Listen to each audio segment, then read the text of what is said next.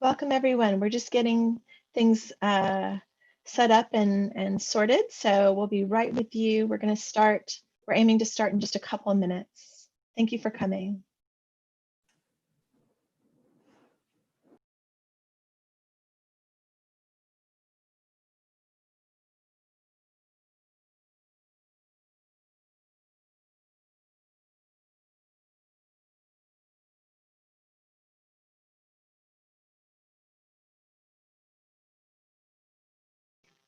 That was because I had the live stream on. Sorry about that.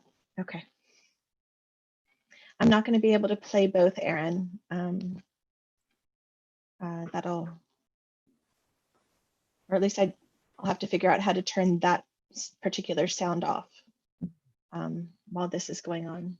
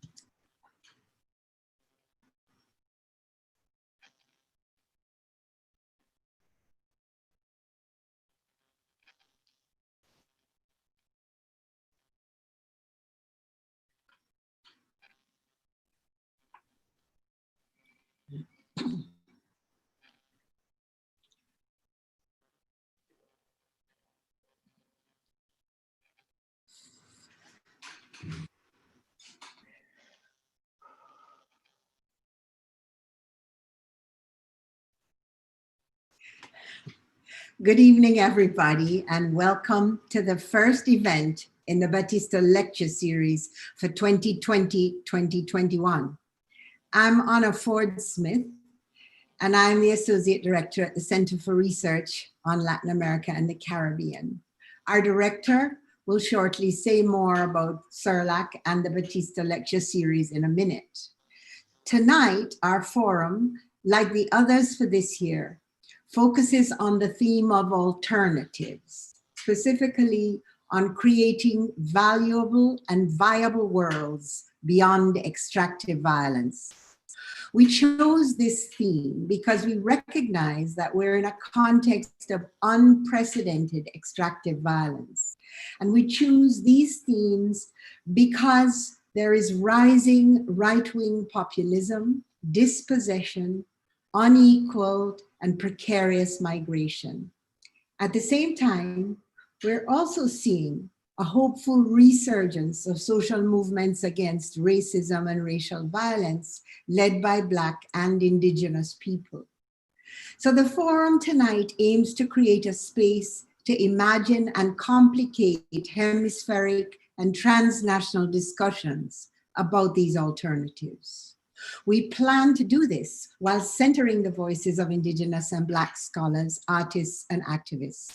And we also plan to do so by paying particular attention to the complex reality of the Caribbean, its diasporas, and its transnational interconnections with the entire hemisphere. Each forum has been organized around key questions. How do we envision and inspire social, political, environmental, economic, and cultural alternatives in this moment? How do we understand the challenges facing small nation states in a time of unmatched corporate expansion? How do we do this while also creating alternatives that open the university, a university like ours, to groups that have been historically excluded from it? In the words of the Guyanese activist Andaye, how do we now organize to live? Before our panelists begin to address tonight's topic, I'd like to invite Chevy Eugene, who is also a member of the Baptista Lecture Series panel, to do the land acknowledgement. Now, I want to say that we do recognize the irony implicit in a ritual acknowledgement on a night when our panel focuses on dispossession and on dispossession of Indigenous people. Recognize the irony implicit in a ritual acknowledgement on a night when our panel focuses on dispossession and on dispossession of Indigenous people. Recognize the irony implicit in a ritual acknowledgement. I'm getting a recording of my voice being played. Dispossession. Is there a way to turn that off? Okay, thank you. My recording of my voice being played. It's happening again. Is there something that I can do to stop that? Honor, I think it's okay. I think someone was just unmuted. So let's try. Let's keep going. Okay. We're about to start the land acknowledgement, and I was noticing the irony implicit in a ritual acknowledgement when we're having a panel that's focusing on dispossession, and in particular dispossession of Indigenous and Black people, because lip service can serve to mask the reality of ongoing colonization.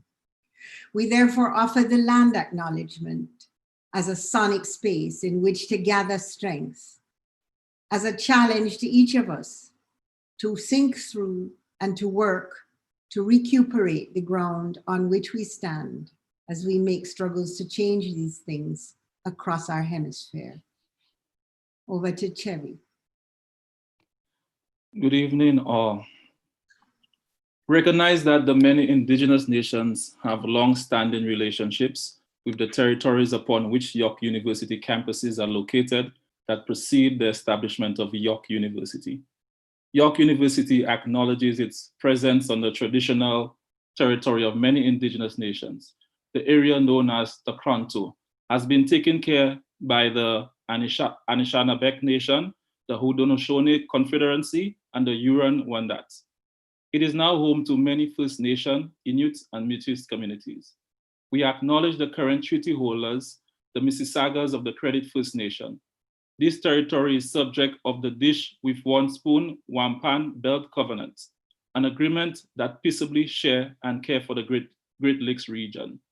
We would also like to acknowledge the Indigenous peoples of the Caribbean and across the hemisphere, the Maroon peoples and all the former enslaved people of the Caribbean.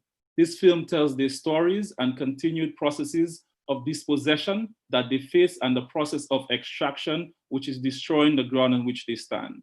We stand on the shoulders of their struggles, without which many of us will not be here in this room. And when I say this room, I'm referring to this virtual space, and depends on the colonial spaces that you occupy. We hope that this discussion will allow us to gather the strength and energy to recuperate the ground on which we stand through a collective struggle. Thank you.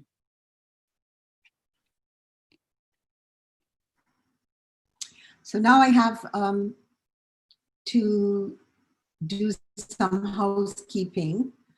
I need to let you know, you probably have noticed already, our Zoom forum holds 300 people, but because we had a huge registration, we are live streaming this event on YouTube.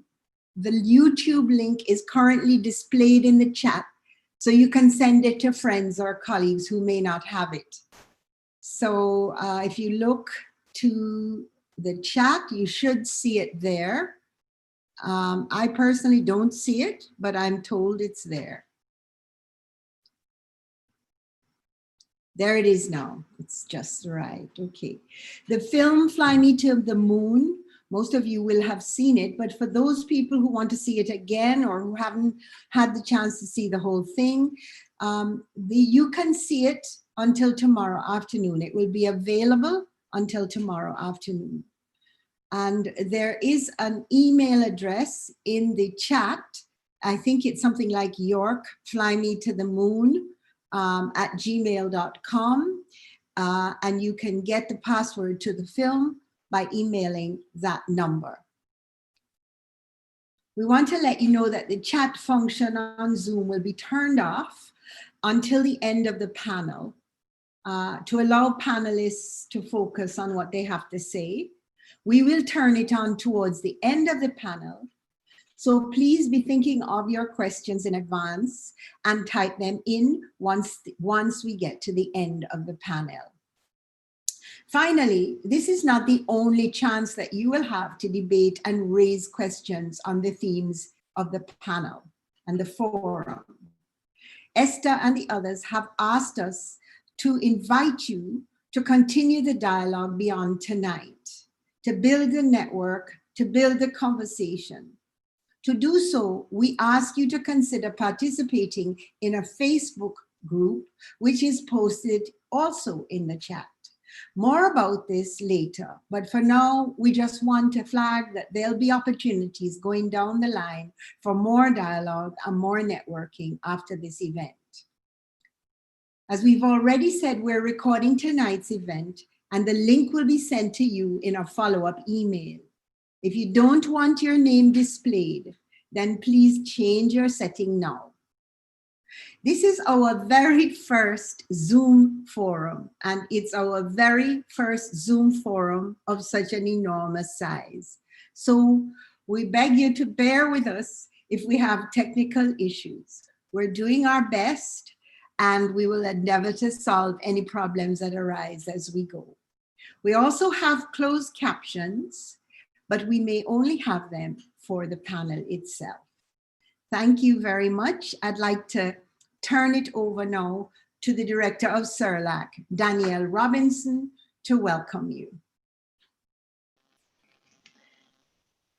Thank you so much, Honor.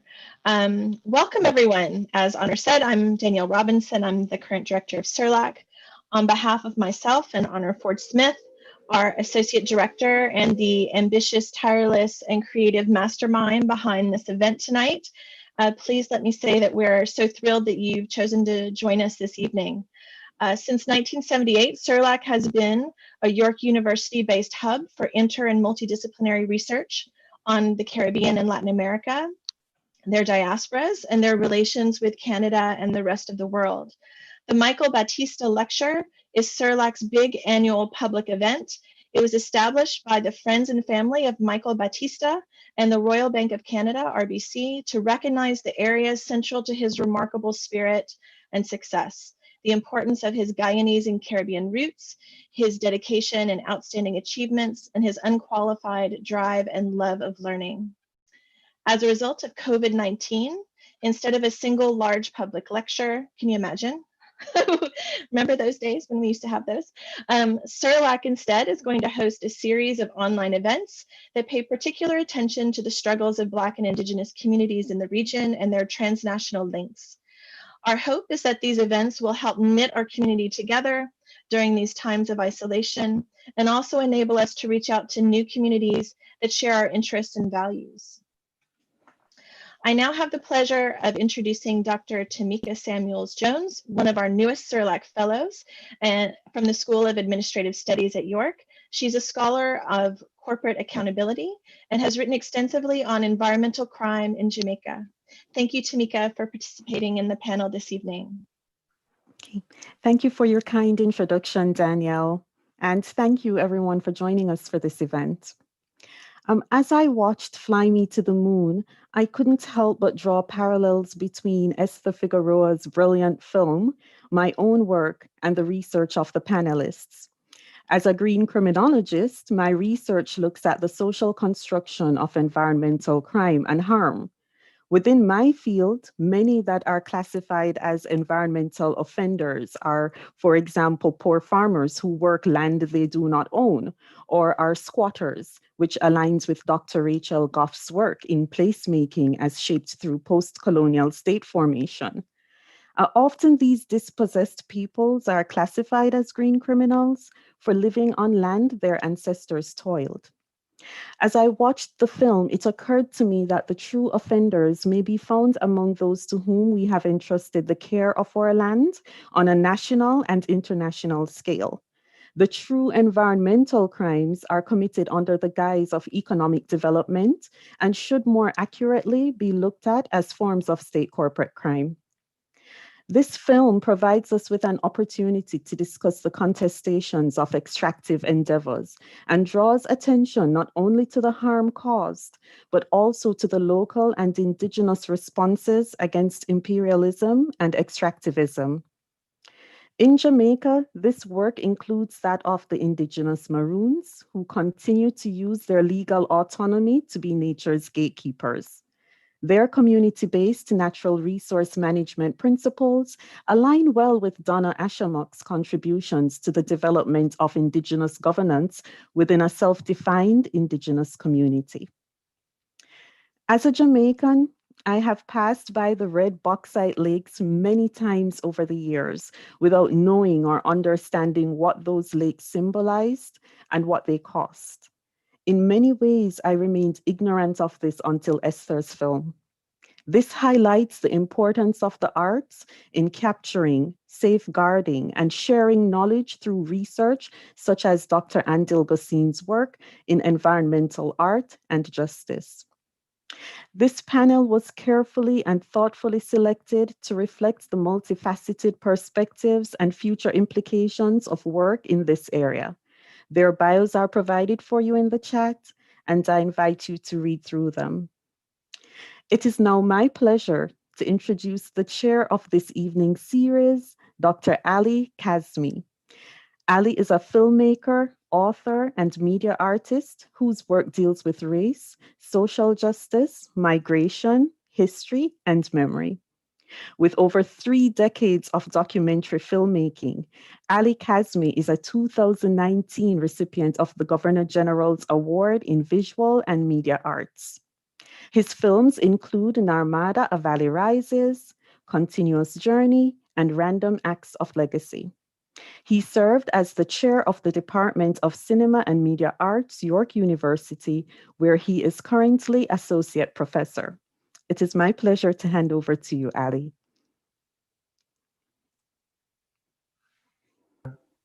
Thank you, Tamika.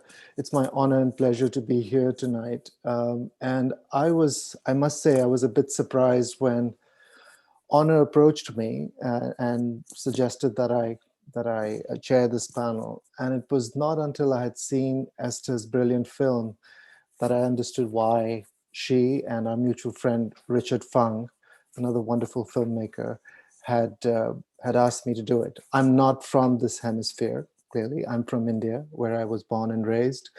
But the first feature documentary that I did, Narmada, A Valley Rises, was a film about a struggle to stop the construction of a World Bank-funded dam. And the struggle was led by some of India's most marginalized, most dispossessed, the indigenous peoples of India, who are known and referred to in India as tribal people and who refer to themselves as Adivasis.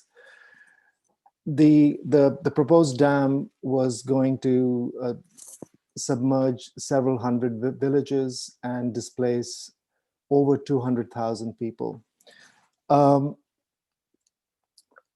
The India that I grew up in was shaped by ideas of modernity and development that were instilled by the first Prime Minister, Jawaharlal Nehru, a man that we saw in Esther's film as one of the founders of the non-aligned movement in 1961. And Nehru was a firm believer in progress, modernity. He most famously dubbed large dams in India as the temples of modern India. And one of the dictums that we grew up with, the truism that was in fact inscribed in our school textbook, was that for the sake of progress, a few must sacrifice for the greater common good. And this sacrifice was simply the price of progress. Now, it was not until 1990 when I first went to the Narmada Valley that I came to face with those who were not being asked, but were being told that they had to sacrifice their lands, their livelihoods. and the livelihoods of their future generations. I was deeply moved and inspired by the strength, determination, and the courage of people. And I was also deeply moved and inspired by the questions they were raising. And the questions were very simple. The questions were, what is this development? Who benefits? At whose cost? Where are these benefits going to flow? For which our sacrifice is being asked for? To those who are more needy than others, or to those who already have enough? Now that was 30 years ago. And to this day, these questions remain unanswered. And in my view, these questions echo through Esther's film, Fly Me to the Moon. And what Esther does really brilliantly is weaves this wonderfully researched film archive that shows us the continuity between colonialism and neocolonialism and the building of the modern post-colonial nation state that has uncritically adopted ideas of development. We're currently living, as Honor has pointed out, in an economy driven by rapacious consumption and greed, in which extractivism plays a central role. And in addition to the growing inequities, we are faced with the realities of mass extinctions and a climate catastrophe. Now, all of this could be a perfect framework to imagine a dystopian future. But what I love about Fly Me to the Moon is that it asks us to pause before we delve into despair, to see if we can imagine a different kind of future by reflecting on our own wants and needs, by making us see our own interconnectedness, our shared struggles, and of course, our shared possibilities. So that I just wanted to sort of locate myself and give you a framework of where I come from to this panel today. And with that, I'd like to, what we've done with the panel is that we've shaped it so that we start with Jamaica and we come to Canada, and we keep expanding the scope of the discussion with each of our wonderful panelists. So I'd like to start with Rachel. Rachel, over to you. Thank you, Ali. The film has a scope that is both broad and deep. It shows the reach of aluminum production, more than planetary ambitions of empire that structure demand for the ore, threading the climate crisis through aluminum's insatiable demand for energy. It follows as aluminum's extractive arms reach into tribal communities in India, maroon territories in the Caribbean and Latin America, Indigenous nations on Turtle Island, and small farmers in Jamaica, where we are introduced not to victims, but ways of knowing and being that are deeply connected to place, and thus are condemnations of extractivism's casual disregard for life and land. Against aluminum's present-day tentacles, the film juxtaposes historical templates for anti-colonial solidarity, including the non-aligned movement.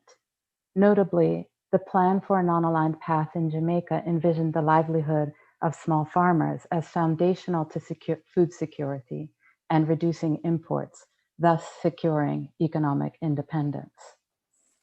Tracing these connections acknowledges breadth and intimacy as necessary ingredients for envisioning a future beyond extractivism, a task Esther has invited us all to collaborate on beyond this event. Extractivism, as the film shows, expects and produces disposable landscapes and lives. I want to stay with the people of Jamaica to situate the small farmers and maroons of the film in land conflicts beyond aluminum's wake, and to reckon with histories deeper than aluminum's time. I enter that story by way of the current exceptionally active hurricane season.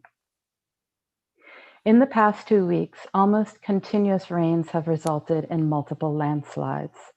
All but absent from media accounts is the infrastructural decay that contributes to making weather events into devastation.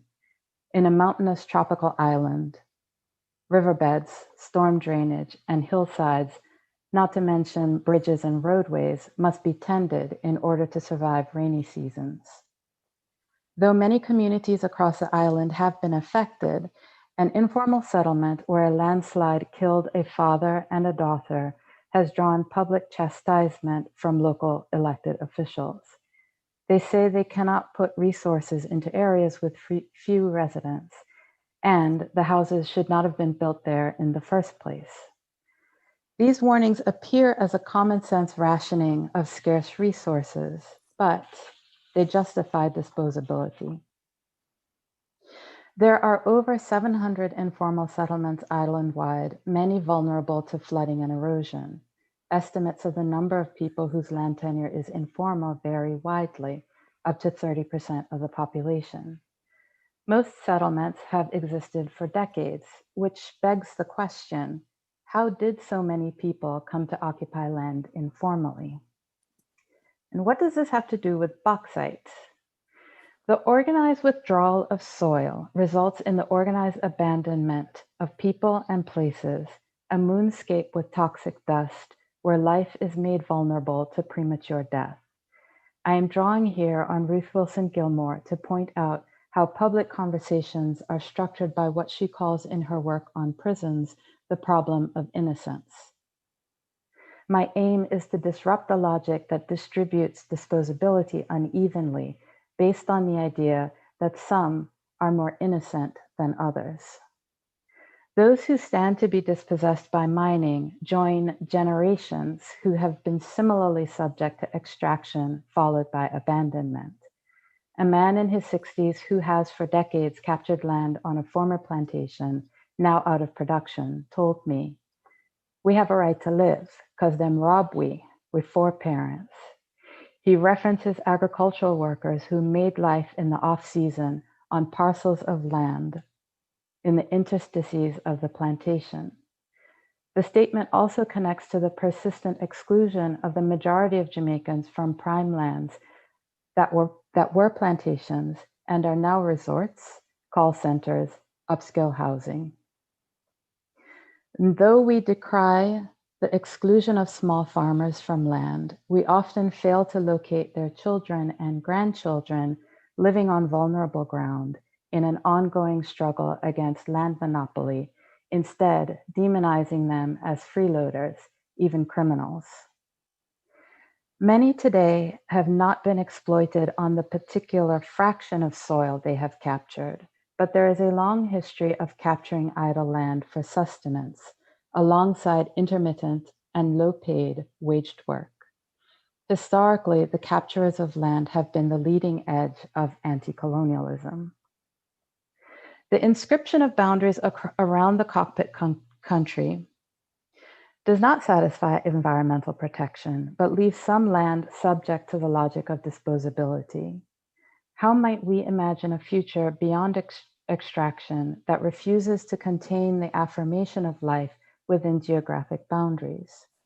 As the ground is moved from under the Jamaican people on the excavators of bauxite companies in the wake of floodwaters and subject to displacement from informal settlements, how might we envision a reparative framework that refuses to draw boundaries between some whose legitimate right to land is thinkable and all the others whose dispossession is made to appear not only thinkable, but predictable? Thank you. Thank you, Rachel. That was wonderful. I love the phrases, some of the phrases that you've used: justified disposability and the organized withdrawal of soil. There's such evocative words. I can't help think again in terms of the connection with India, where the indigenous people don't have title to land in what's considered to be mainland India, and are considered squatters, and therefore with no rights, can be moved out. And again, within a very colonial framework. And again, as you say, these are people who have been at the forefront of resisting colonialism, and are now made into sacrificial lambs by the state itself. But as Honor points out, I don't see them as victims. There's tremendous resilience and strength, and in many ways they are at the front lines of the kind of world that we want to live in. With that, I'd like to ask Andil to join our discussion. Thank you, Ali, and good evening, everyone. Thank you to the organizers of this event for the invitation to participate in this important dialogue, and to my co-panelists and our moderator. And thank you to everyone for joining us tonight. Esther, Fly Me to the Moon is a gorgeous and moving film. One of the things I appreciated about it, one of the many things I appreciated about it, was the way you draw us in. Through a whole range of visual and sonic techniques, your varied use of text and forms, and all of the elegant little touches from the way you score archival footage and Olive Senior's evocative reading. I like that there's no directing narrator, which helps to produce a film that is pointed, one could say scathing in its critique of neoliberalism and capitalism, but at the same time does not feel like a heavy-handed polemic. And that got me thinking about a thing I was asked to focus on in my short remarks today, and a thing I'd really like to hear your thoughts about, which is the kind of space the film opens up for a political analysis of, and also action in response to environmental racism and justice. Now, I've watched Fly Me to the Moon twice, and I don't think the word racism is used at all, but concern with racism is signed throughout the film. We see it from its very first frame, which is of Donald Trump, who has become a symbol of white supremacy over the course of his thankfully now completed presidency. We see it in the story of bauxite mining that you share, in which the livelihoods of the farmers, the biodiversity and health of Jamaicans are devastated to satisfy US military objectives and house North American suburban homes with new aluminum gadgets. When Olive Senior describes the white surveyors and Black assistants testing soil for bauxite, we know that racism is a major part of this story. And the film's historicization of Jamaica also recognizes how the racisms produced by colonization remain foundational to the organization of contemporary socioeconomic relations, of course, not just in Jamaica, but throughout the Americas. And the film also includes the inverse of Donald Trump, popular icons of anti-racism. We see Martin Luther King and Stokely Carmichael and Muhammad Ali, and we see the links that you make with global struggles by other people of color in India, Suriname, Vietnam, to the enduring work of Indigenous communities in Canada.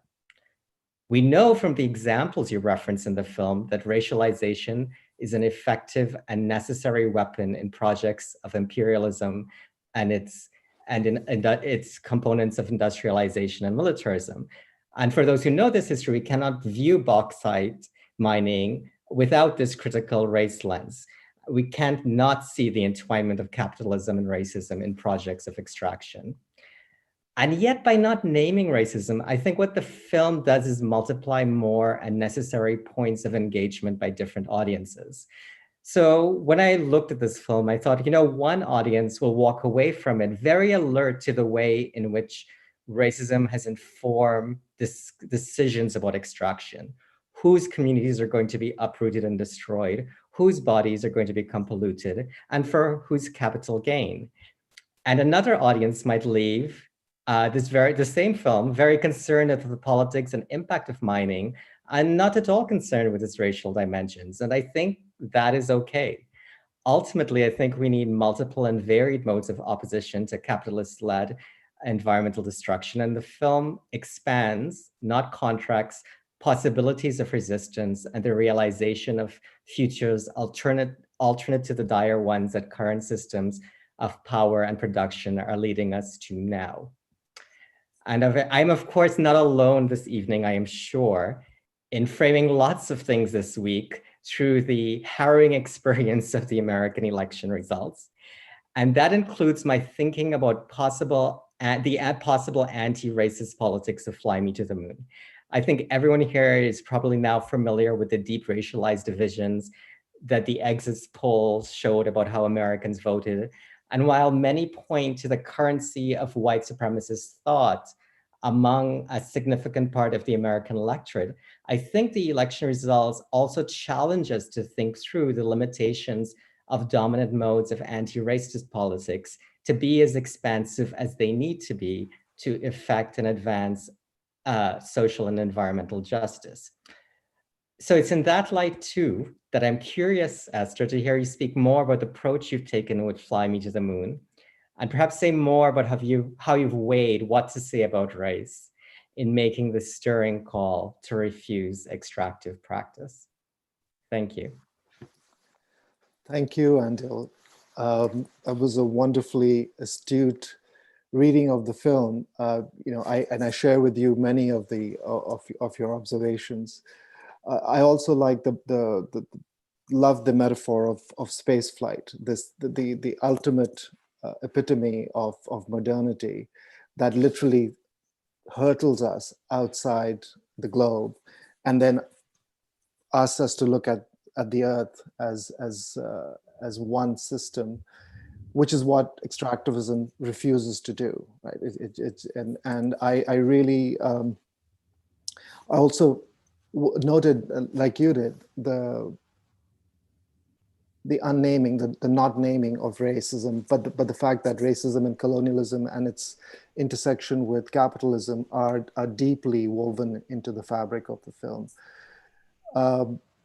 I'd like to now bring it to Donna to our Canadian context, the ongoing colonial legacy of extractivism and the colonial oppression ongoing colonial oppression of Indigenous peoples in contemporary Canada. Thank you, Ali. I'm grateful to be here through this virtual arena and this forum as one of your panelists, but also participating in this meeting. I thank Esther especially for wanting an Indigenous voice to be here tonight. And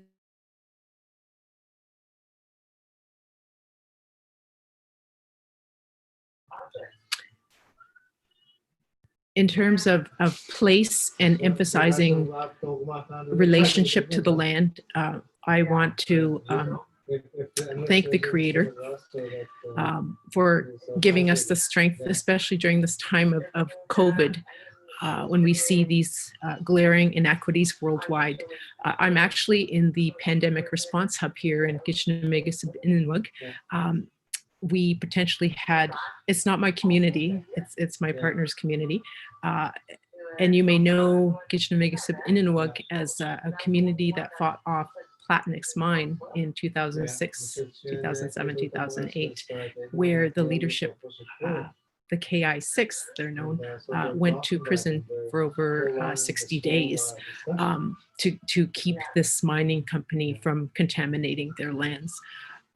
There's a whole story there. I won't get into that, but I want to say that this pandemic hub is a communications and informations response system. It's just getting off the ground, and you'll see some of the food stockpile behind me.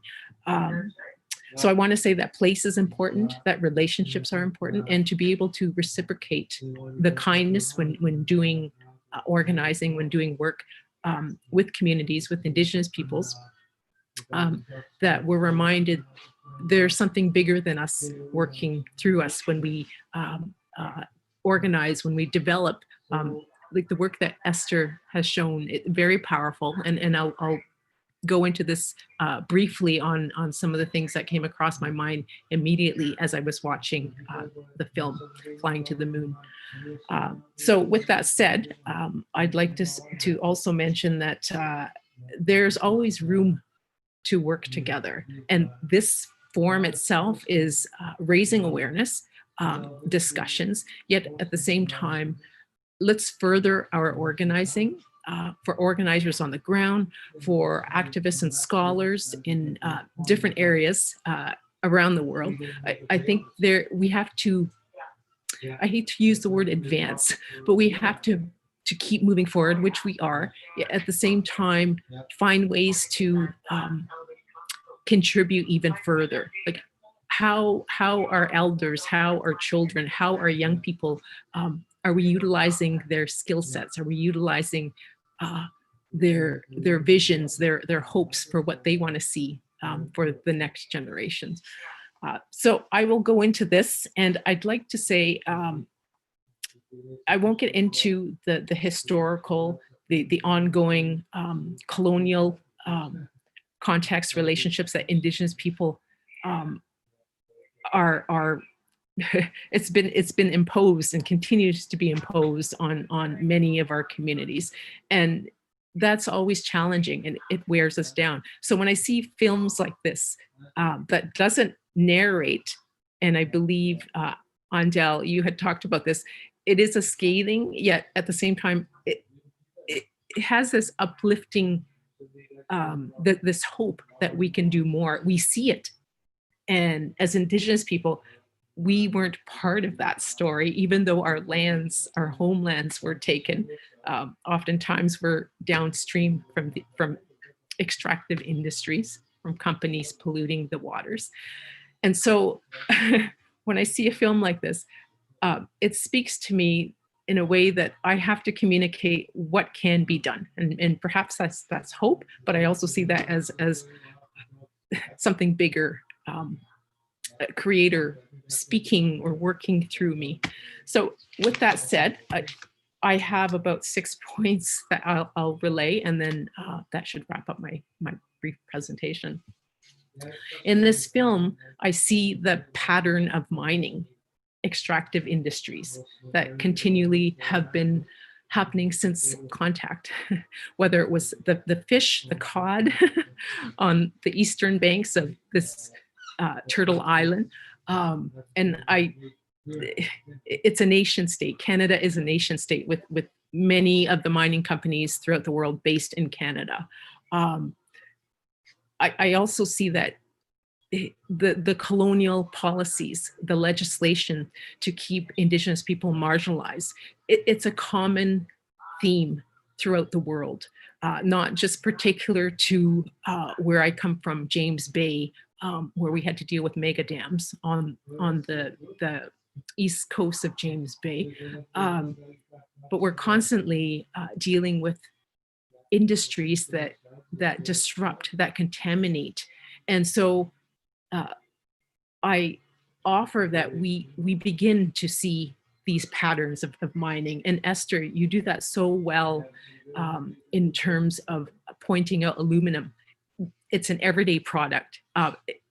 My glasses, the tin can that we drink from, whatever the case, it is recyclable to some extent, but how much is being recycled? So when I think about this pattern of extraction, I also think about what are the full costs of mining, socially, environmentally, culturally, but even greater.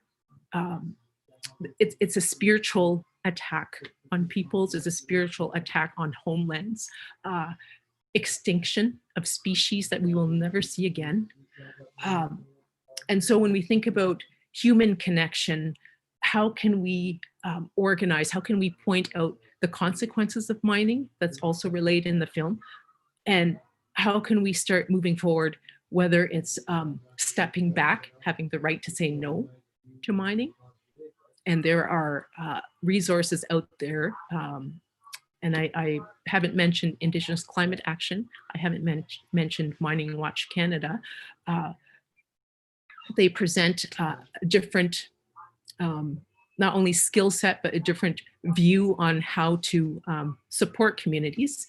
And also help point out, and this is my third point, who is accountable? Who is accountable? The mining company, the nation states. What policies have been in place that support the mining companies to proceed in the lands without the consent of Indigenous people? Who else is going to do this work? We talk about alliance building. It can be very challenging.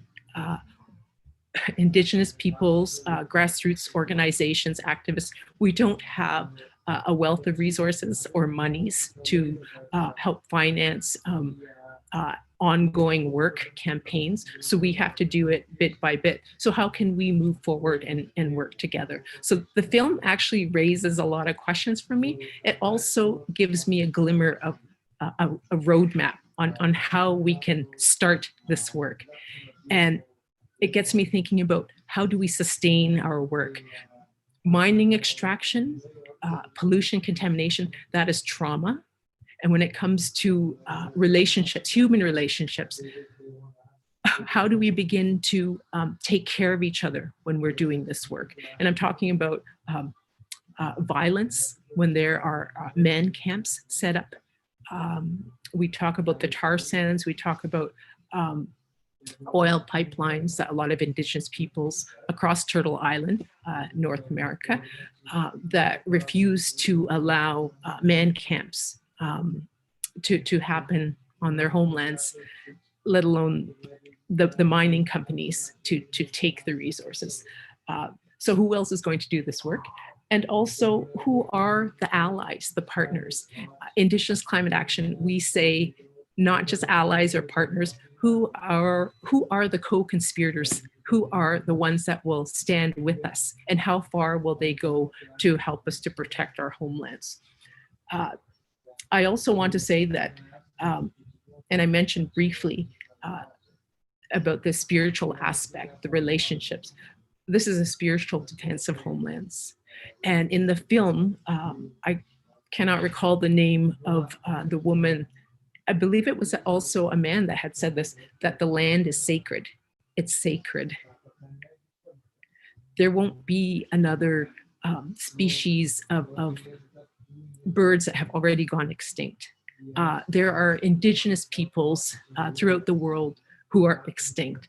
The Beothuk, out of what's known today as Newfoundland. So how do we prevent this cascading effect? And again, it's that pattern of mining where it causes loss of life.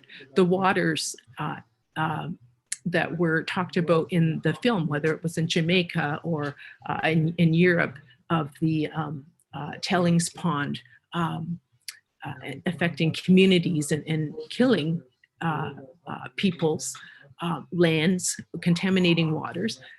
How do we reverse this?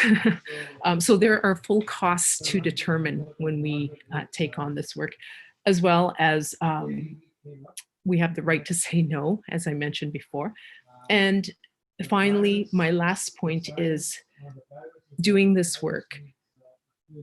We have to know what will divide us. Again, we don't have the wealth, the resources to carry on, sustain campaigns unless it's well organized. And again, this pattern keeps happening. So how do we ensure that those skills sets in our communities, with elders, with young people, with children, how do we keep on educating, not just awareness building, but how do we sustain the work that we do? And I think your film, Esther, really shines light that we are all part of this. We use these everyday products, but at the same time, we need to look at that supply demand chain that these mining companies present. And we're told there's no alternate products. We have to use these. There are ways to pull back on these resources. We have to look at what metals can we still recycle. Oftentimes things are thrown away, disposable society, and we really have to reevaluate the consumption on every level, within our families, within our organizations, within our movements. So thank you very much.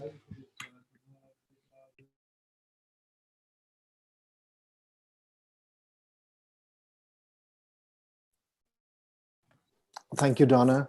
That was really moving.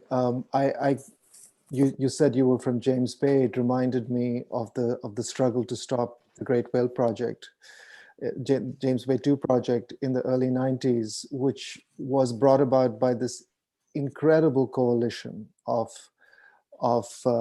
environmentalists, both in Canada and the US, but also brought stopped by new ideas of conservation, of energy conservation that were brought in, that forced the rethinking of patterns of electricity consumption, right? And it was the ideas of conservation that were so radically new at the time, but were adopted by this coalition and pushed by this remarkable coalition of the James Bay Cree, as well as Canadian environmentalists and American environmentalists, that led to the cancellation, played a serious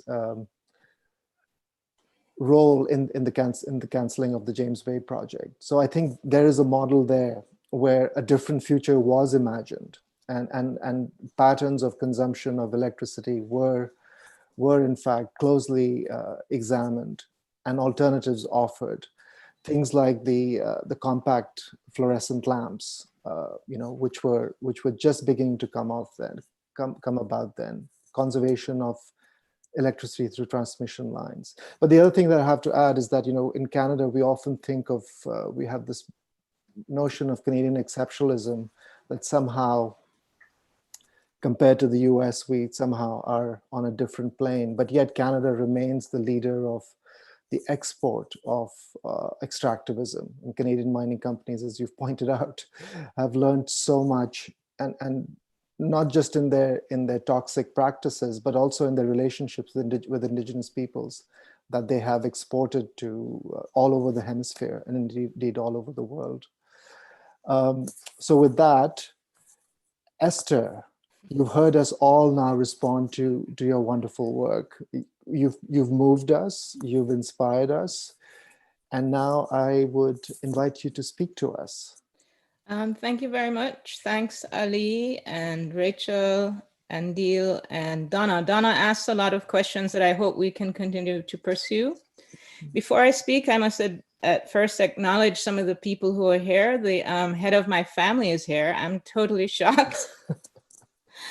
But my eldest sister, who happens to live in Canada, thank you, Anna, and my nephew, David, and my niece, Jo.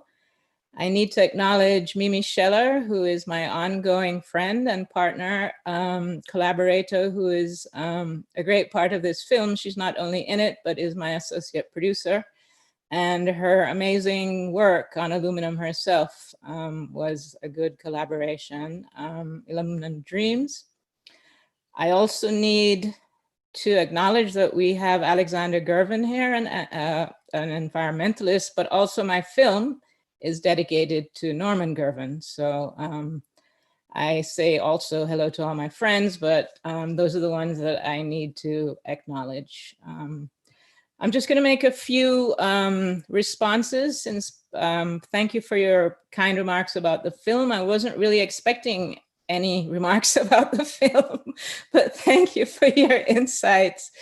Rachel, your work on the whole land issues in Jamaica and the notion of squatters and people not having legitimate access to land. Where were they supposed to have legitimate access to land when, after the so-called end of slavery with the plantocracy and the control of land, where were people supposed to get land? So we have, I think, over 80% of Jamaicans are in some form of supposed illegal relationship to land. And as you mentioned, that began way back with agriculture and the plantocracy, but this continues, and then with tourism, and then this continues very much with bauxite. Bauxite was the displacer of something like over 250,000 rural Jamaicans, and continues that. And in the degradation of the soil, we then have the collapse of agriculture. Andil, I can't believe you watched it twice. Anyway, it's a long film. Thank you very much. The issue of racism is, I try not to be pedantic in my films. I try not to, and that's one reason I try not to have a omnipotent narrator and all of that. I think that I present things and it's for the viewer to take what they take from wherever they are in their life and whatever they see. Racism is clearly an issue, but I think racism is very broad. right? It's everywhere in different forms. So I think that's why I try and have as many inclusive stories so that people can see themselves in it. And as Donna said, how do you work together? Because, you know, that is always fraught. Donna, you use the word sacred, and that is so important. I think the sacred is probably the most important aspect. And, you know, Ali's film, which is so amazing about the fight against the dam, you have people on 16-day, fasts, you know, and you will not risk your life. You will not put your life in danger if you do not believe in the sacredness of whatever it is you are protecting.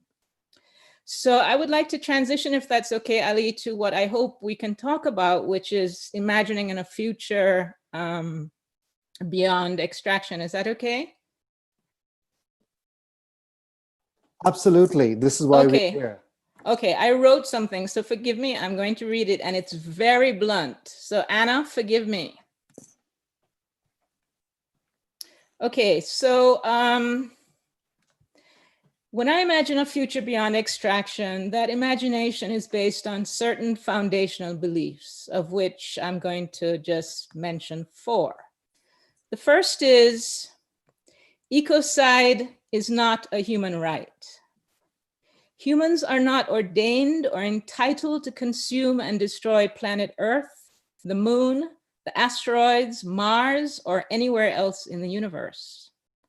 The world is not a natural resource that provides us with ecological services whose value is based on our perceived needs. Everything has its own life under its own terms. No, the billions of gallons of water flowing in a river to the sea are not being wasted if not diverted for human use. A river is a river and has its own life and intrinsic value completely unrelated to any human conception of a river. 2, the world we live in is not inevitable. In my lifetime, I have experienced the introduction of materials, technologies, ways of being that did not exist before. There were no plastic bottles in Jamaica when I was a child. Plastic bottles are not an inevitable historical evolution. What we consider necessary and can't live without, the human species has lived without until the last approximately 150 years and can happily live without again. We can live without 24-hour electricity. We do not need string beans grown in Kenya to be eaten in London. We do not need the avalanche of industrial, technological, and consumer goods that end up as an avalanche of waste. 3, wealth must be eradicated. In the 1940s, with the creation of the United Nations, the World Bank, and similar organizations, the post-war era was designed by the powerful to maintain their power and control by selling the world on a developmental model that did not acknowledge the stolen source of that wealth, nor did it require reparations or the curtailing of the overconsumption of the wealthy. Instead, almost all the world suddenly became defined in terms of underdevelopment and poverty eradication became the focus. The lie that was told was that if all the inferior nations adapted the habits of the superior nations, they would attain first world standard of living. And so the colonial and post-colonial world adopted the shiny developmental model with the promise of growth and prosperity to their nations. Wealth became the goal at all costs. And so we have normalized that billionaires, corporations, and global capitalism are our saviors. When wealth is eradicated, then poverty will be eradicated because minimal material consumption is not poverty. There is no way to continue a growth-based economy in a finite world.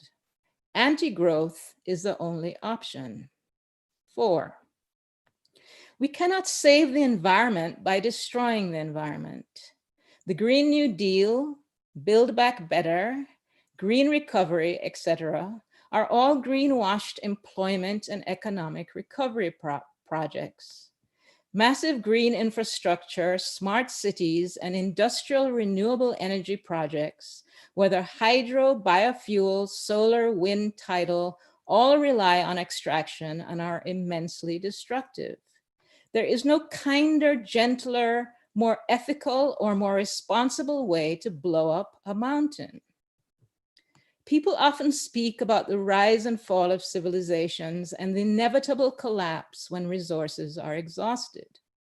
But the Aboriginal peoples of Australia have had a continuous culture and society for over 50,000 years. Any collapse has been directly related to genocide, not to extraction, because they are not an extractive people. Their longevity has to do with the choices they have made. Their values, their knowledge, their philosophy, their cosmology, their intelligence. Their priorities have not been building monuments and huge structures that require slave labor and exploitation. They have not dug out the earth or destroyed the seas. They do not worship accumulation and the display of material wealth. So when I imagine a future beyond extraction, it has to be informed by these sorts of knowledge and experience. So I end my contribution by, in the same way I end the film, with the words of Arundhati Roy. Quote, "The first step towards reimagining a world gone terribly wrong will be to stop the annihilation of those who have a different imagination. An imagination that is outside of capitalism as well as communism. An imagination which has an altogether different understanding of what constitutes happiness and fulfillment. To gain this philosophical space, it is necessary to concede some physical space for the survival of those who may look like the keepers of our past, but who may really be the guides to our future. To do this, we have to ask our rulers, can you leave the water in the rivers, the trees in the forest? Can you leave the bauxite in the mountains?" Thank you. Thank you, Esther. Wonderful, moving, just and brilliant as your film. I would like to open us up to questions. We have about half an hour left on our time, and it would be great to start getting questions from the audience. In the meantime, I would really like Donna, once again, if I could have you respond to some of the questions and ideas that Esther has presented. I wonder, is Donna still with us?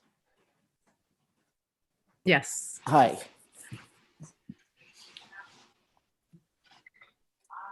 All right. Do we have questions now? Well, no, I was asking you if to respond to what some of the ideas that Esther has so cogently put together. When you spoke about leaving the bauxite in the mountains, it was a powerful, it's not even a poem. This is reality. It happens time and time again. And how do we change this? Not just change the narrative, as you spoke, Esther, it was very powerful. How do we change this philosophy in many Indigenous nations, with the Cree, with the Anishinaabe, the Ojibwe, as they're known? We speak about Wendigo as being cannibalistic, as being mean-spirited, forgot the relationships with humans, with all our relations of land, with the plants, with the animals, and this Wendigo spirit becomes this cannibalistic, how would you say, being. people may say that's the boogeyman, or represents evil. It's a nature on this earth, but also in the spiritual realm, that this Wendigo will take and consume and leave life behind. So we also see it as a Wendigo economy, this capitalism, the belly, we're in the belly of the beast. So how do we organize? How do we burst that bubble of denial that life exists beyond, before any mining? Indigenous peoples all over the world have come from land. We talk about springing from the land. The Bering Strait theory does not work for Indigenous people on Turtle Island. And so when we say springing from the land, we actually represent that land is us. The Creator speaks through us. So your words actually speak to me. And I see your passion, and in the film, you demonstrate this story that has been bought by Western society. That's their worldview. And with Indigenous peoples, we come from a different worldview that comes from the land. So in terms of the work we do, we utilize that framework. We remind people that we're still here, that we're doing the work that's necessary while we're still walking on this earth. And you mentioned it's sacred. It is sacred. It's a spiritual defense of lands, of waters. And so we flip that narrative that we're not protesters. We're water protectors. We're land protectors. We're here for beings, relatives that we won't see. It's like that story of the acorn being planted, and it grows into this wonderful being hundreds, 200 years later. We are like that. We know that we're having an impact now, currently. We have a past that has ancestors have continued to sustain us. And we know that we will become ancestors, and we have not just, it's not a right, it's a responsibility to protect life. So thank you for your words. Thank you, Donna. We do have a question from the audience, and this is a question for Esther from Maya Trotz. She writes, the Discovery Bay area has trained many coral reef marine scientists in the world. Ships still leave from that area with bauxite. For various reasons, mainly human-driven, the reefs all around Jamaica have been devastated and destroyed long before cockpit country. This will get worse as more upstream lands get deforested. How can one connect the two through film? Well, I've worked extensively on marine conservation and for decades, actually. And in terms of my work in Jamaica, I have a film called Massa God Fish Can Done, which was used to try and set up fish sanctuaries and marine conservation. And I actually interviewed the head of the same marine lab you talk about. The fact is that the reefs in the Caribbean, but Jamaica in particular, going back to the 40s, have been studied. And I call it studied to death. And in fact, marine biologists apologized some years ago for not intervening in the death of the coral reefs that they were studying. Pear Tree Bottom, which is in my film Jamaica for Sale about tourism and unsustainable development, and where the resort Bahia, Principe Resort was also one of the main sites that trained all marine biologists that went through the University of the West Indies, Mona. And in presenting the film, a marine biologist student came up to me once and said, that it wasn't until she actually went to and got her PhD in Canada after leaving the University of the West Indies that she realized that you could actually care about something. In other words, as a scientist, you could do your work in such a way that wasn't just some kind of nonsense objectivity that I don't know what they were doing at the University of the West Indies, because the marine department, biology department, is one of the largest departments, produces the most students at the University of the West Indies. So yes, I've done a lot of work on this topic. I've worked with many of I spent a lot of time out in Pedro Bank, which is our largest fisheries in Jamaica. And basically, if scientists and academics continue to teach and continue to produce work that is devoid of the reality, if you can study a reef for decades and allow it to die, then I really don't know what to say about you.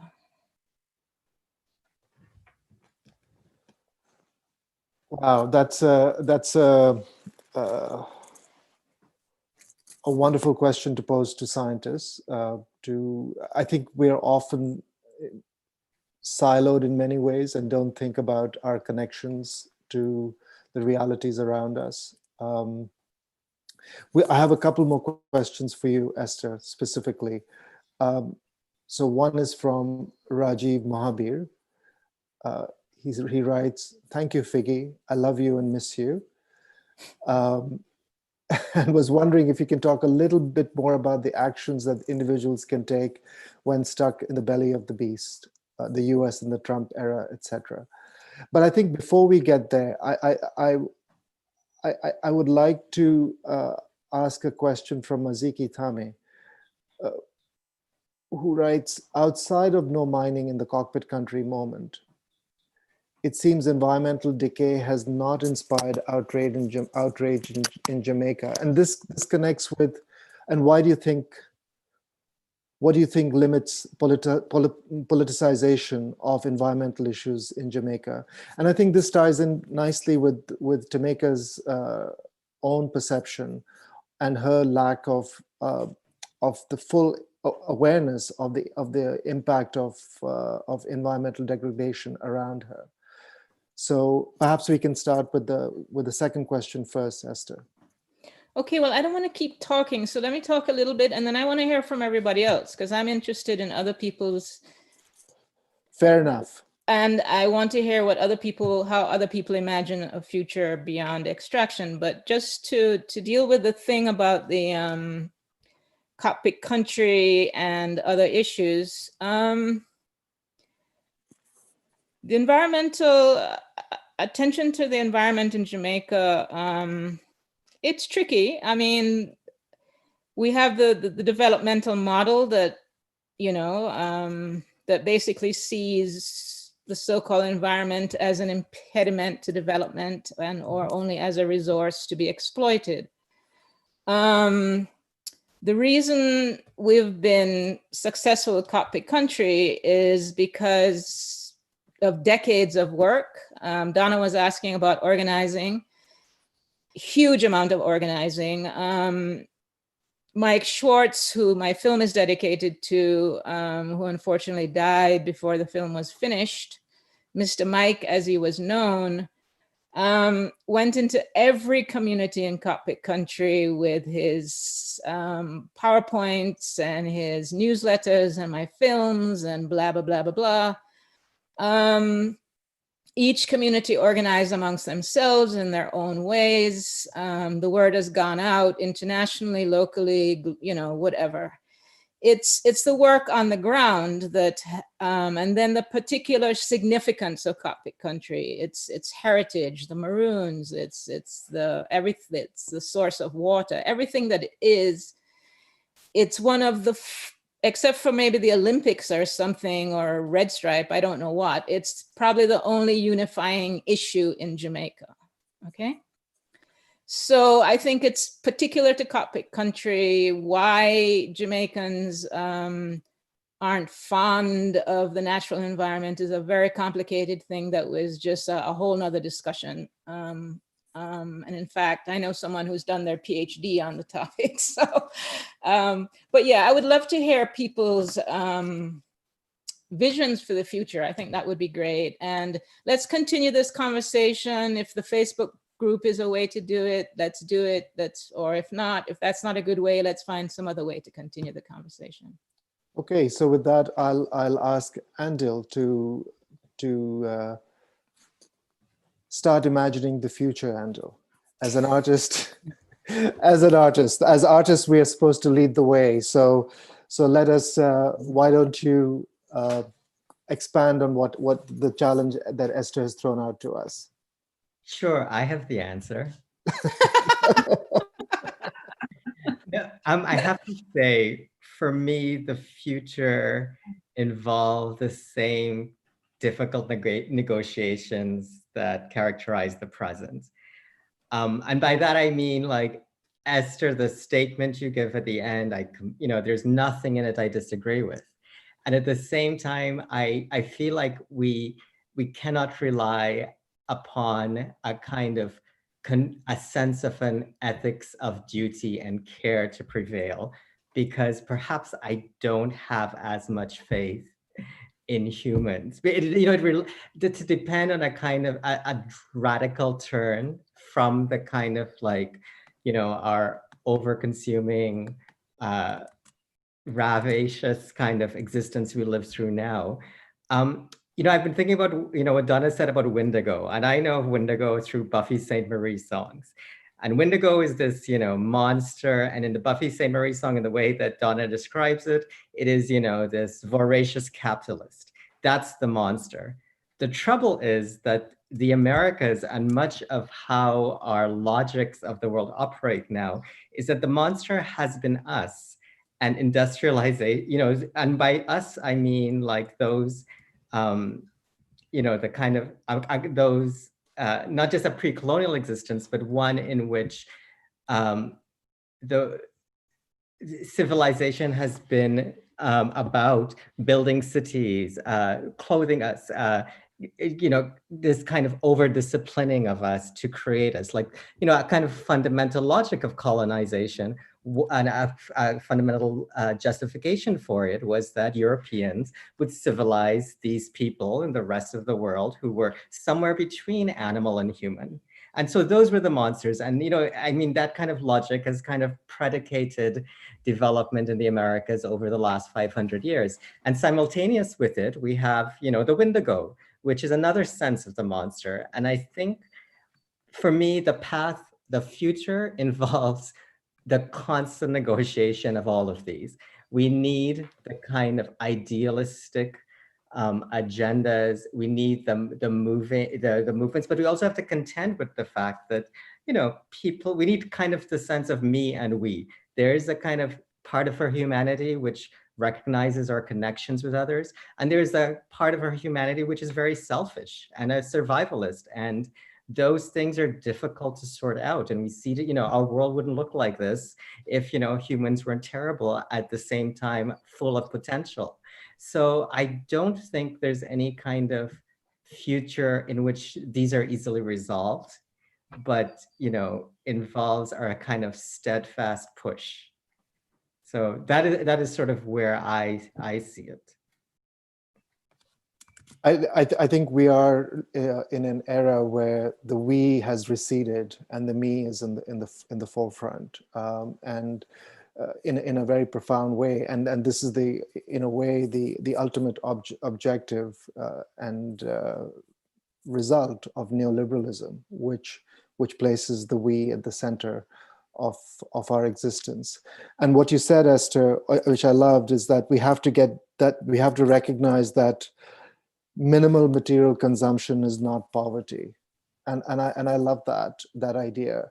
It reminds me of a 9th century plate, a beautiful ceramic plate that was made for a ruler in Afghanistan, and the inscription on it reads, "Greed is a sign of poverty."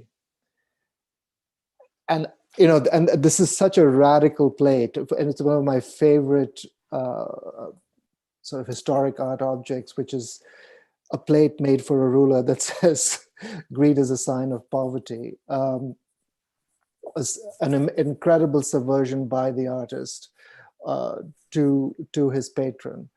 And I think it's those kinds of ideas that we need to start injecting and have them rattle around in our brains.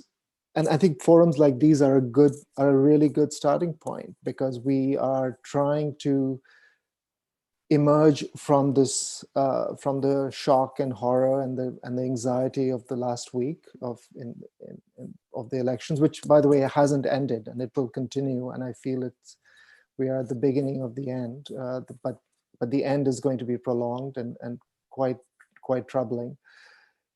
But it has also shown us the huge disparities and the challenges of bridging those disparities, both in terms of political points of views, but also in worldviews. I'm wondering, Rachel, if you have any thoughts on our discussion here. Yeah, far more down to the ground, probably. Good. Will bring us to the ground. So I was thinking about over the summer there was a demonstration in Jamaica in front of the U.S. Embassy in solidarity with Black Lives Matter. And one of the things that was odd about it is that its location in front of the U.S. Embassy was juxtaposed with people carrying placards there that listed the names of Jamaicans who had been killed by the Jamaican police. And so there's something about the contrast between the location of the demonstration, which seems to suggest that that particular kind of racism is something that happens over there, but at the same time, with the kind of overlaid with the reality that a similar kind of logic of disposability is present also in Jamaica. And I think an implicit understanding that is about the intersections of race and class in Jamaica. But there is something about the way that it plays, I think, in the public, where there's some confusion, right, about that maybe is even present in that image that I've tried to paint. And so I think that some of the ways in which we continue to internalize our less than humanness and the less, as a nation, a post-colonial nation, a Black nation, and also within the society,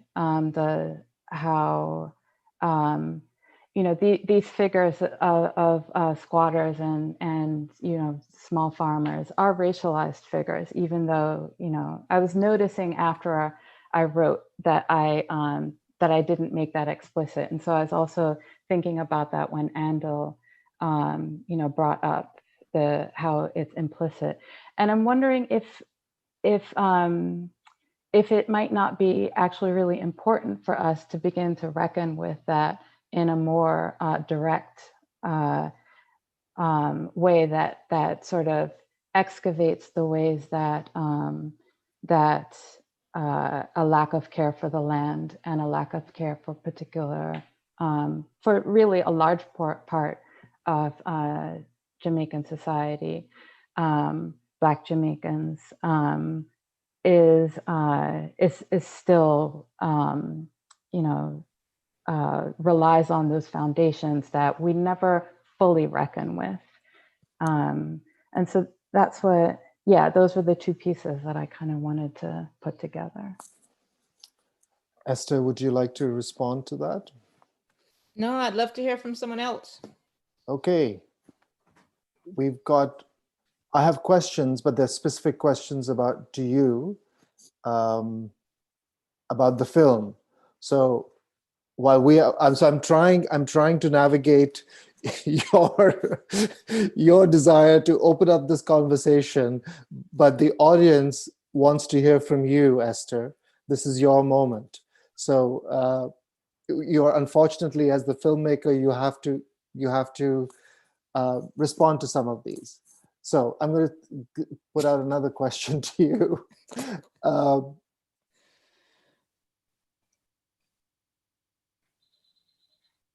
Okay. Sorry, I've just lost my thought here. Okay, so here's someone from Guyana, Vanda Rajic. I'm from Guyana, and we're in a sorry meet here with gold mining, pollution in rivers and lands that rain downstream from indigenous peoples. Now we have massive offshore oil being extracted by ExxonMobil and others, a marine disaster waiting to happen. I would like to ask Esther if she can make a film available to us in Guyana, and if we can have a similar panel in Guyana with you. So. Anne says yes, please just get in touch with me. We had hoped to show it in Guyana at several different types of venues that never happened because of COVID, but yeah, happy to work something out. Just contact me. So I'm going to come to you, Esther, picking up on something in our conversation that we had before the panel, in terms of the role of film in social change, right? And in many ways, you have been tirelessly, and I have, when I look at the list of films that you've made, your productivity and your immense drive is just inspiring. You told me that the first film that you had made on bauxite mining, the film that you put together in 3 days, was shown on Jamaican television. That was more than 2 decades ago. And that sparked off a wide public discussion on the issue.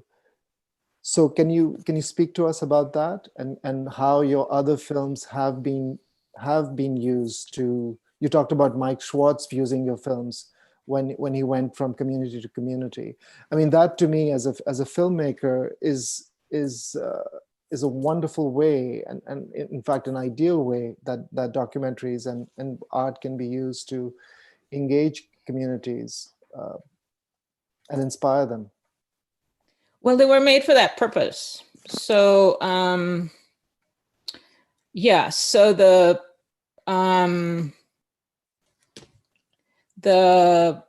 what happened was I moved back to Jamaica in 2006, and before I moved back, I had been going to Jamaica and talking to different people about different projects and offering my services in one way or the other. And we would have great meetings and nothing would ever pan out. And then finally I met with Donna Macaulay at Jamaica Environment Trust, and I said, I'm a filmmaker, I've moved home, I'll make films for free, blah blah blah blah blah.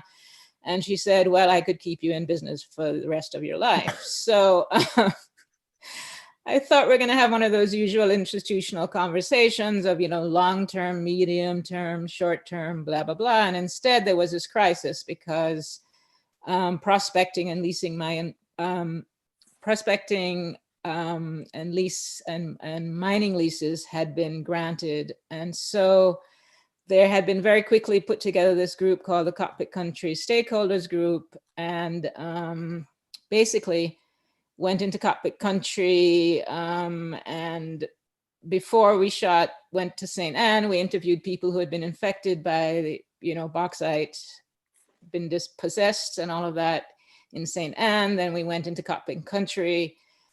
Everyone from, it begins with the Maroons, it ends with the Maroons. The short is called Cockpit Country, Voices from Jamaica's Heart. We had everyone from a school principal to school kids to farmers, to environmentalists, to you name it, and threw in a little poetry and put it together. And it aired on television. And the next day. And then there was response calling on the minister, who was Pickersgill at the time, the Minister of Mining, and he had to respond, and his response was that there would be no mining in Coptic country. And then the long drama that continues to this day, because right now we're waiting to comment on the EIA, and the issue isn't Coptic country. It's all of Jamaica. I mean, it's not that we're just fighting for Coptic country. We're fighting for all of Jamaica and for a moratorium and a stop to mining.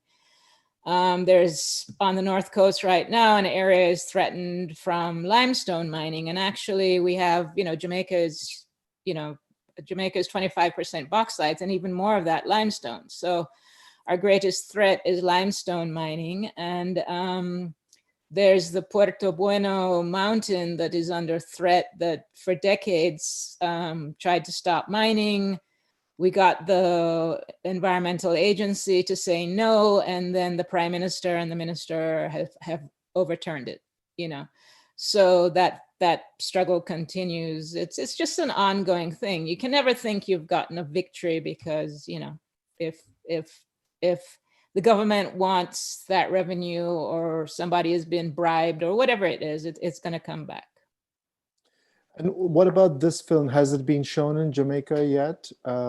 This film had it had a wonderful launch at standing room only launch at the University of the West Indies, Mona. And I was very happy because I had family there. I almost never have family at my anything. So that was wonderful to be able to have my launch and have my family there. And then it was shown soon after by a young environmentalist, Christine O'Sullivan, who teaches at UTEC, which is our other university. It was screened there, and she continues to screen it to her students. And then I gave it to various people in Coptic country, said, screen it throughout Coptic country. They never have. And I basically said, anyone in Jamaica who wants it can have it. So, all sorts of people said it had to be shown in every school. The National Library was supposed to show it, on and on and on. None of the above has happened. What can I tell you? It's just the way it is. But tell me, I'm curious about the way it is. Why hasn't that happened? Because this is part of the challenges of making work like this. Because half the work is making the film, the other half is getting it out. Well, more than half. I agree with you. Yeah, that's why. I mean, the shorts that I've made for the various, whether it's struggles over marine conservation or Coptic country or whatever it is, those are all up on my YouTube channel and available for free. If anyone, my YouTube channel is Esther Figueroa, they're there, and people use them for whatever purpose they use them for. It's harder with a longer piece. It's harder with a feature-length documentary. But yeah, I mean, my work in Jamaica has never really gotten any support for obvious reasons. It doesn't really fit into the Jam Pro, promotional notion. It's critical of the government. That's my film Jamaica for Sale on, on sustainable development was shown all over the place. It was screened in Grenada with half of the cabinet there, more than half, everyone minus some minister who wasn't there. It was given to every cabinet member and the prime minister in Jamaica before it aired on television, and the government to this day has never engaged with it or said anything. In other parts of the Caribbean, because it was about Jamaica, they could easily criticize and engage. If it had been about Grenada, I'm sure that the Grenadian cabinet would not have been there. What can you say? If you make films that are not for the purpose of making, they're not vanity projects. They're not to make certain people feel grand or to big up a place or, say, we're little, but we're Talawa and we're great and all that kind of stuff. You just, that's not really what people want to see, though they thank you for doing it. And I'm also amazed because, within the context in India, for example, there is huge, we have increasingly there's an autocratic regime which has vilified any kinds of protesters as being not just anti-national, they've upped the ante now, and people are referred to as being seditious. Colonial era seditious laws are being used to throw people in prison on the faintest of absolutely no evidence. And the courts are becoming complicit in it. And documentary filmmakers are also under threat. So whereas in Jamaica, it seems that we haven't quite got to that level of repression, but there's still these constraints in terms of getting the work out. But you do manage to negotiate somehow to get the work out on the public broadcast, on public television. Well, no, the first cockpit country film was paid for, so it was aired on commercial television, and Jamaica for Sale was also aired on commercial television. In fact, before it was aired, people who have not been, let's say, certain people went to the director of the station and told her not to air it. And she very bravely risked her job and aired it. It aired 3 times. So no, these are paid commercial broadcasts. And then there's a kind of cable public access thing that when they had no content, I gave them my films and they were airing them. I don't know what they do now. I gave all my films to the National Library that they can have them, yeah, but it's not that there's no, the reason, I mean, journalists all over the world of any sort are being murdered, right? Yep. That doesn't happen in Jamaica because on the whole, we don't have journalists who are particularly critical or producing work that's particularly critical. So, I don't think, every now and then there are certain who do stand up and do say things, and then a minister or something will push back, and we have the British libel laws that makes it very easy to sue. So the major, all the major media companies have been sued at some time or the other. So that also muzzles any real kind of critical work in terms of journalism. Okay. I'm wondering if Andil, you want to ask Esther some specific questions about her work.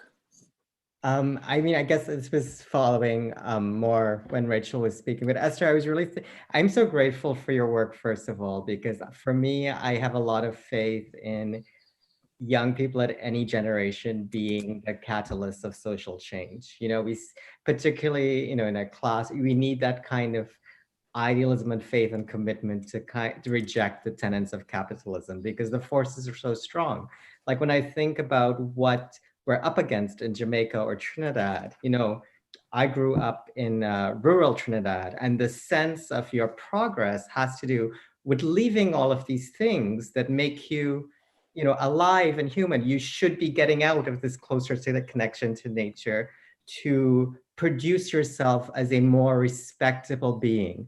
And I would say, that is multiple fold worse in Canada, for instance. I grew up in Trinidad as a strong sense of a fully human country boy. I still aspire to that, to being recognized as fully human in Canada, because, double with the kind of the production of our bodies in this space between human and animal forever point to, European-led industrialization as the model for. So I think, I love that your film and your the manifesto, I would call it a manifesto that you delivered at the end, really sort of like inspire that confidence to say, what, we don't want that model. And I think, that's possible. I think it's really a difficult space because, we're not dealing with, a couple of years or months, but we're dealing with sort of the entire institutional existence of what we know as the Americas, from the moment of colonial encounter. We're dealing with the full force of that, which says continue to extract, is the fundamental drive of colonization. Go, take what's there, leave, And so I think, I, at the same time that it's so much to go up against, I do really still have a lot of faith in projects like yours to give us the confidence, particularly, where we're from in the Caribbean, to say, you know what, there's an alternate route for me. I see, I think the potential to build more of that confidence. Well, I think being a country boy is a good thing. Keep it up.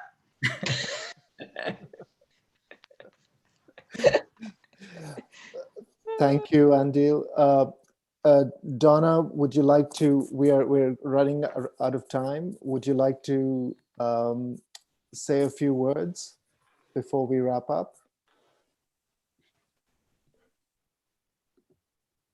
Hi there. Hi. I have no closing words other than this has been a very powerful space to critically think. We've been presented with this film, and we have an opportunity to strategize, mobilize, critically think about our own day-to-day livelihoods. What products do we use that support these industries? What are the alternative products? What are different ways of bypassing this kind of consumption? What's available? Someone did say in the chat that follow the Indigenous people's way, ecological knowledge. There are many examples throughout the world among Indigenous people. And I would say seek those examples.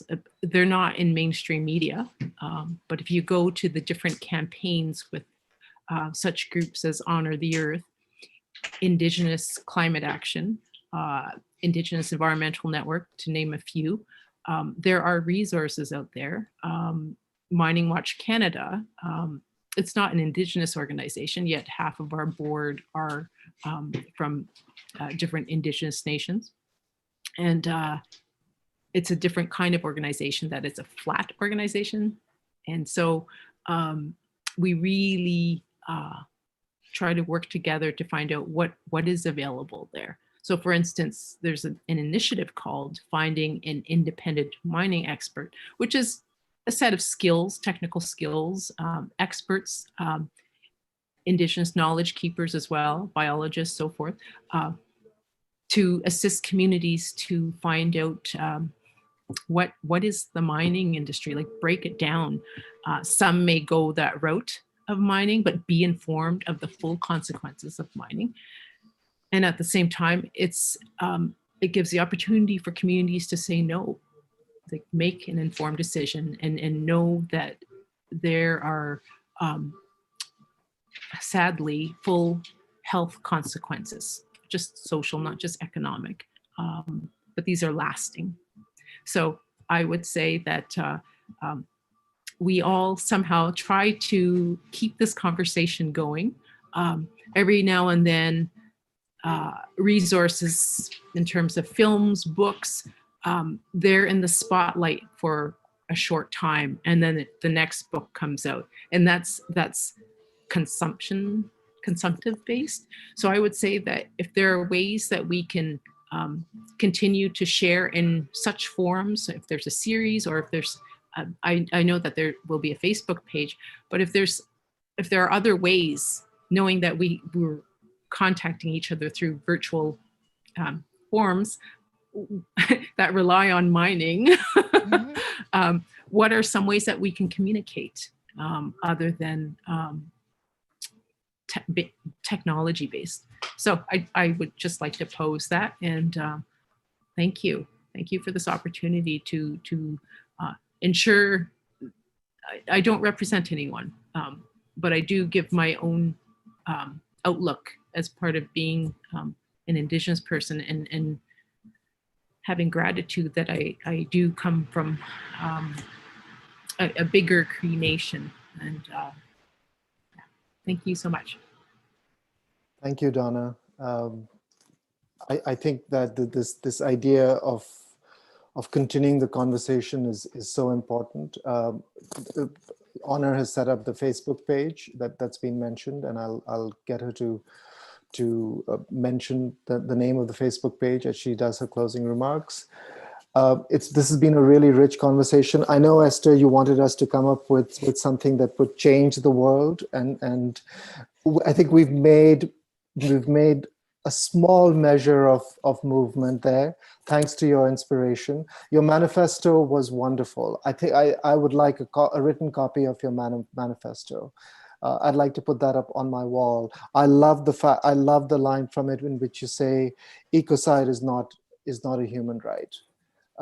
And I think, to me, that is so resonant of the drive for extractivism, right? Where it is posited as simply the right of the state or the right of the corporations to be able to do that, and the costs be damned, costs of all kinds. So with that, I'd like to thank everyone on the panel, Rachel, Andil, Donna, Tamika, thank you. It's been an honor to spend this evening with you. And it's been such a pleasure to engage with Esther. Esther, I hope you and I can keep talking. We are going to, yes. and thank you for letting us know about your YouTube channel. That's an incredibly generous gesture to have all your work there, that I'm sure many people in the audience will be checking out the channel, as will I. So thank you again. And with that, I'd like to hand it back to Honor. Honor.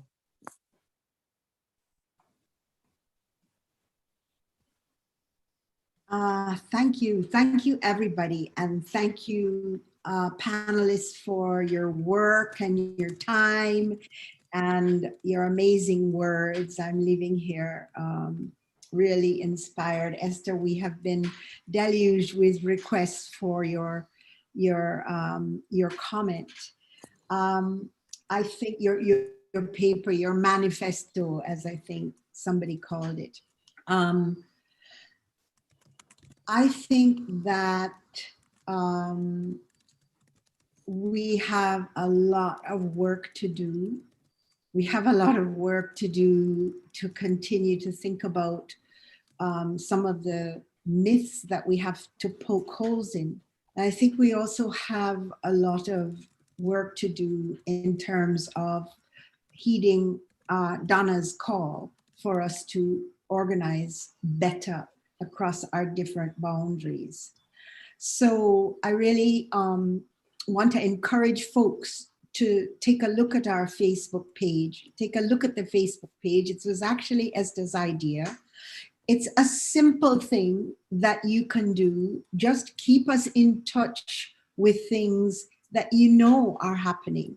They might not be things that seem to be of globe-shattering consequence, but they might be helpful at some level to a number of people who are trying against the odds to organize in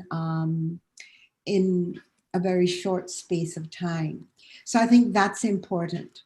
I also think it's very important to note that there were a lot of people here tonight who are from the region, who are from the Caribbean. And that was unexpected. And it was extremely inspiring to us, because we often have the panels of this lecture series in a kind of solitude that doesn't cross borders. And we come up with all kinds of solutions and ideas which are of no use whatsoever to anybody at home. So I think this was very important. And I want to thank the people from the region who took the time to join us here tonight. I also want to take up Andil's idea about respectability and the way in which we, as Caribbean people, distancing ourselves from our past, which is, regarded as quite barbaric and not respectable at all, do have an investment in respectability. And I think his new book is coming out in, I think it's coming out in 2021. It's called Nature's Wild, Love, Sex, and the Law in the Caribbean. And it will be a very interesting read and a way of coming at these questions, which might help to motivate people to think more closely about the ways in which this question of respectability prevents us from acting and from speaking out, because we try so hard to distance ourselves from our inglorious past, or the inglorious past that was not our choosing, but that which was passed upon us, which was cast upon us. So I wanted to say that. The other thing I would like to do is to invite you to the two next panels that we are going to be having at Cerlac and in the Baptista series. The next one is going to be on migration, and we will announce a date on our website. It will be in February. And the final one is going to be on reparations. And the reparations cluster, which Chevy can talk a lot more clearly about than I, will revisit some of the questions of environment and will take a cluster form. And so it will engage with questions of reparations, not just in a single big bang moment, but across a range of meetings and ways of engaging. So we hope that you will join us again. I'd also like to close by thanking the people who contributed to this event. I won't name them, they are listed on our website because I'm bound to forget somebody and be embarrassed. So with that, I wish you all a wonderful night, what's left of it. And I want to thank everybody again, and in particular, thank Esther. And you don't have to walk home, you don't have to go home. You can just continue to enjoy your off-screen time together. Thank you.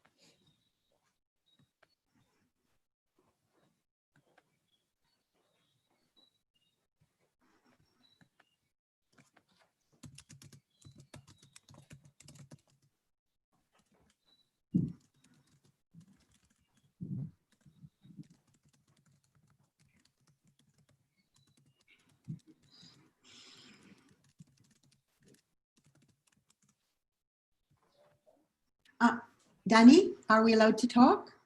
Danielle? Erin? Just a heads up, it's still recording. So maybe y'all could stop recording now. Yes, let's do it. There we go. All right, we still have several people in the room with us. I just saw somebody enter the. It was Marceline. Yeah. You there, S? Yeah, it was Marceline. She was a bit late, worse than me. She was in YouTube. She was in YouTube watching. Oh, okay. They're in there. Well, so yeah, yay! We did it. Okay, we did it. Nothing blew up. They still have a lot of non-Cerlac folks on the call, so just be mindful of that. Honor, this is Judy. Hi, Judy McKinley. You're Hi, still being. Judy. Hi, where are you? Okay, I'm in Hi. BC, but turn yourself off, sweetie. We have to talk. Stream, Camila. You're still on. Stream's Yeah. still going. Yeah. So cut yourself off, and we have to connect, Honor, dear. Love you. Yes. Danielle, I think you're beautiful. You're beautiful. Good to see your face, darling.